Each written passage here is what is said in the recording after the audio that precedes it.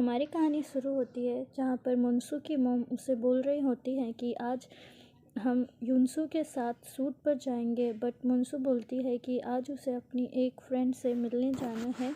जहाँ उसकी मॉम बोलती है कि फ्रेंड है तो बाद में भी मिल सकती हो। मुनसू बोलती है कि ऐसा नहीं होता। तभी युनसू उसे अपना फ़ोन देकर मैसेज करने को बोलती है, तो वो देखती है कि वो एक अपने बॉयफ्रेंड से बात कर रही होती है।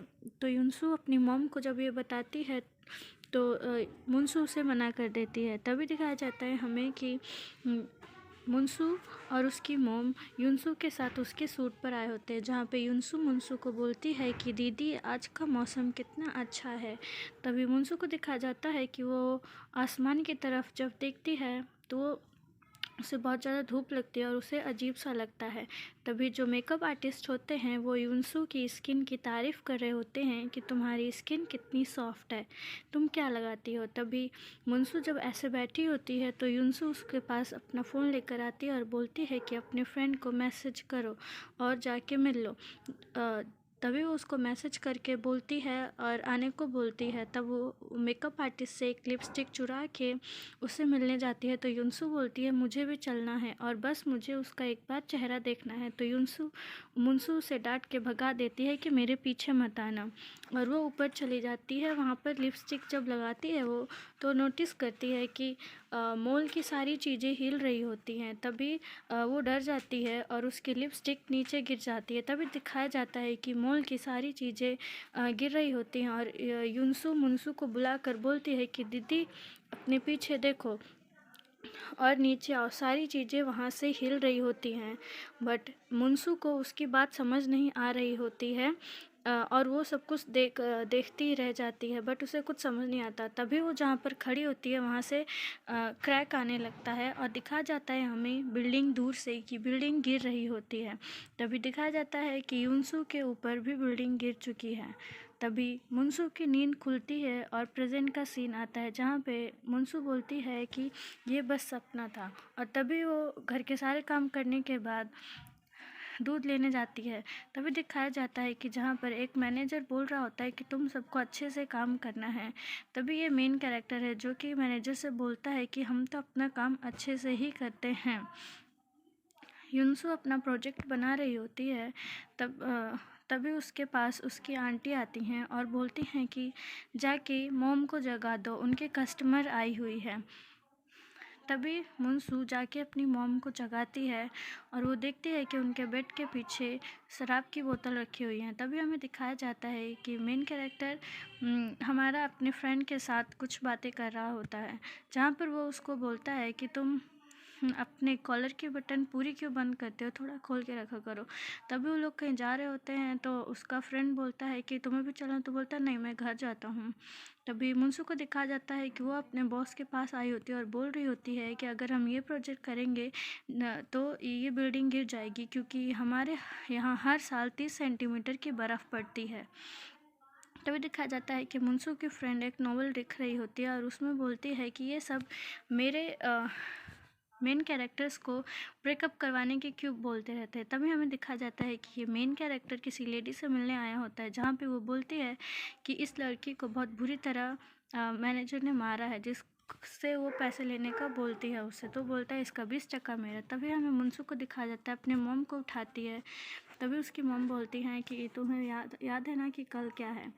तभी ये मेन कैरेक्टर उस लड़की के पास वापस आता है और उसको बोलता है कि काम हो चुका है, इसका 20% मेरा। तो वो बोलती है इसीलिए तुम मुझे पसंद हो, क्योंकि तुम अपना काम करते हो। तभी वो उसको एक कार्ड देते हैं और कार्ड लेकर रात को मेन कैरेक्टर कुछ यादों में चल जाता है, जहाँ पे दिखाया जाता है कि बचपन में वो एक जगह पे था अपने पापा के साथ, उसी बिल्डिंग पे जहाँ पे वो बिल्डिंग गिरी थी। तो याद करने के बाद वो उस कार्ड को मोड़ के फेंक देता है। तभी हमें दिखाया जाता है कल का सीन, जहाँ पे वो उस मैनेजर से पैसे लेने आया हुआ था और उसे वो धमका के उससे पैसे लेता है। तभी दिखाया जाता है कि मुनसू जहाँ पे ऑफिस में आई है उसके साथ उसका एक मैनेजर से बात होती है और वो बोलती है कि मुझे यहाँ पे नए प्रोजेक्ट पे रखा गया है। तो वो बोलता है कि बॉस किसी को भी ऐसे प्रोजेक्ट में नहीं रखते, बट तुम में रखा है तो कुछ बात तो होगी। फिर उसके बाद दिखाया जाता है मैनेजर के पास उनके बॉस का फ़ोन आया था सियोवॉन का कि उनके पास प्रोजेक्ट की फ़ाइल नहीं पहुंची है। तो वो बोलते हैं कि अब कौन पहुंचाने जाएगा। तभी दिखाया जाता है कि सियोवॉन ऑफिस में आया हुआ होता है और ये मेन कैरेक्टर उसके नाम से अंदर आया हुआ होता है। तो वो मैनेजर मुनसू को वो प्रोजेक्ट फ़ाइल लेके बोलता है। तभी मुनसू बोलती है 16th फ्लोर पे मुझे अब चल के जाना पड़ेगा, क्योंकि उसके बॉस ने उसे 16th फ्लोर पे बुलाया होता है। तभी वो मेन कैरेक्टर से सीढ़ियों पर चलते वक्त टकरा जाती है और वो बोलता है कि देख के नहीं चल सकती, अब क्या ऐसे ही खड़ी रहोगी। तभी सियोवॉन मुनसू का इंतज़ार करते रहता है एलिवेटर लिफ्ट के पास, बट मुनसू जो है वो सीढ़ियों से आती है और सियोवॉन उसे बोलता है कि एलिवेटर से चले जाओ लिफ्ट से, तो मना करती है कि मुझे सीढ़ियाँ अच्छी लगती है। तभी मेन कैरेक्टर देखता है कि बारिश होने वाली है। मुनसू फाइल लेने के पास बाद आती है बाहर, तो वो भी देखती है कि बारिश होने वाली है। तो वो जल्दी जल्दी बस स्टॉप के पास जाती है। तभी सियोवॉन की मीटिंग कैंसिल हो चुकी होती है। तो वो मुनसू को बोलता है कि आ जाओ, बहुत बारिश हो रही है, मैं तुम्हें छोड़ दूँगा। तो बोलती है कोई बात नहीं। तो बोलता है आ जाओ, बहुत बारिश हो रही है। तो वो बोलता है कि मैंने उस दिन तुम्हारे बॉस से वो बात सुनी थी, 30 सेंटीमीटर जब बर्फ़ पड़ेगी तो बिल्डिंग गिर जाएगी, इसीलिए मैंने उसकी हाइट थोड़ी और भी बढ़ा दी है। तभी दिखाया जाता है कि जो हमारा मेन कैरेक्टर वो एक डॉक्टर के पास आता है और कुछ पेन किलर लेने के बाद बोलता है कि बाकी के पैसे बचे हुए मेरी बहन को भेज देना। तभी दिखाया जाता है कि जब मुनसू आती है घर पे अपने, तो उसकी आंट बोलती है कि तुम्हारी मम्मी बाहर गई हुई है। तो वो जल्दी से जाके अपने मॉम को वहाँ से पकड़ के लेके आती है, क्योंकि वो उसकी मॉम किसी से झगड़ा कर रही थी। तो अभी उसकी मॉम बोलती हैं कि मैं भले ही भूल जाऊँ, लेकिन ये दुनिया वाले मुझे भूलने नहीं देंगे, इसीलिए मैं पीती हूँ कि मैं अपनी गलती कभी भी ना भूलूँ। वो अपनी मॉम को आती है और घर पे लिटाने के बाद उन्हें यही सोचती रहती है, और उसकी मॉम ने जो उसे बोला था कि हम दोनों बहुत ही अलग हैं, हम दोनों एक जैसे नहीं हैं। तभी हमें दिखाया जाता है कि मुनसू आज युनसू के नाम से केक काट रही होती है, क्योंकि आज उसका बर्थडे होता है। तभी उस बचपन की यादों में अपनी पहुंच जाती है जहाँ पे बिल्डिंग गिरी थी, और उसकी मॉम उसको बोलती है कि मैंने तुम्हें ध्यान रखने को बोला था, तो तुम कहाँ गई थी उस वक्त। तो उसके पापा उसकी मॉम को बोलने लगते हैं कि तुम दोनों बच्चों को छोड़कर कहाँ चली गई थी, तुम्हें बच्चों से ज़्यादा अपना काम प्यारा है। तो वो बोलती है तो क्या अब इसमें मेरी गलती है, तो तुम भी अपने काम में हमेशा बिजी रहते हो, कभी भी बच्चों को तो ध्यान नहीं देते हो, जो भी करती थी तो मैं ही तो करती थी। फिर वो दिखा जाता है कि वो सिर्फ केक एक बाइट ही लेती है और पूरा केक रख के अपने पापा के होटल पे आती है। उनसे बोलती है कि आज आपको याद है क्या है, और बोलती है कि मुझे तीखे तीखे नूडल्स खाने हैं, और बोलती है कि आज आप आज मॉम से मिलने क्यों नहीं आए थे। तो बोलते हैं कि क्या तुम बस इसीलिए आई थी। तो बोलती है नहीं, आपको याद दिलाने आई थी कि आज क्या है। फिर उसे उसके डैड उसे कुछ नहीं बोलते।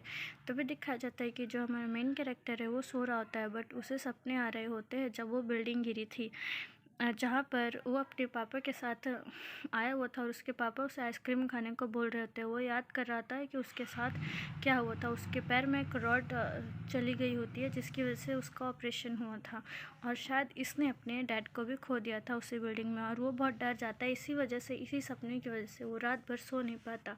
तभी देखता है कि जिस बिल्डिंग में वो रहता है वहाँ पे बहुत शोर हो रहा था, तो वो गेट पे पीटता है, बोलता है मैंने यहाँ पे रूम क्या इसके लिए लिया है। तभी वो बाहर आके देखता है उसका मैनेजर, जिसने उसे पैसे नहीं दिए था और निकाल दिया था काम से, वो आराम से नूडल खा रहा था। तो उसे बोलता है हमारे पैसे हड़प के तो यहाँ पे बैठ के नूडल खा रहा है। तो वो बाहर आता है और अपने दोस्तों के साथ, जो हमारा मेन कैरेक्टर है, उसे बहुत ही मारने पीटने लगते हैं। तभी वो डर जाता है और भागने की कोशिश करता है, बट वो सब उसे बहुत ही ज़्यादा पीटते हैं, क्योंकि वो अकेला होता है। तभी दिखाया जाता है कि जो मुनसू है उसी रास्ते से गुजर रही होती है, तो वो उसे जाके देखती है कि वहाँ पर क्या कोई है।